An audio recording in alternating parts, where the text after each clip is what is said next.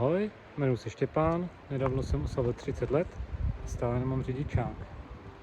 Tak jsem se rozhodl, že musím dělat něco se svým životem. Šel jsem se projít a hned potom se přihlásím do Streamers Clashe. Kdyby někoho zajímalo, proč nemám řidičák ve 30 letech, v 18 jsem dostal od rodičů návrh, že mi zaplatí buď řidičák, anebo psa. Vybral jsem si psa, s kterým jsem doteď. Usměj se na kameru. Čau. A řidičák, ten stále doteď nemám. Kočku máme doma.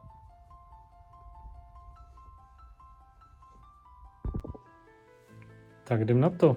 Uvidíme, zdali budu mít to štěstí a někdo si mě vybere. Kdyby jo, konečně mám pro přítelkyni záminku. Proč? Trávím tolik času u lolka. Čus! Ne, on mi to... Ještě půjdem. Jdu je.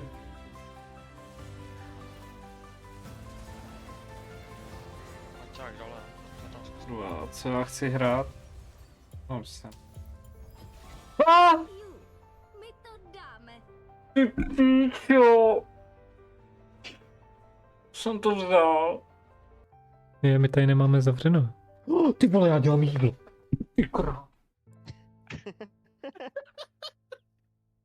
Už to mohl říct celá kuchyně. Tam hoří barák, vole. Tady je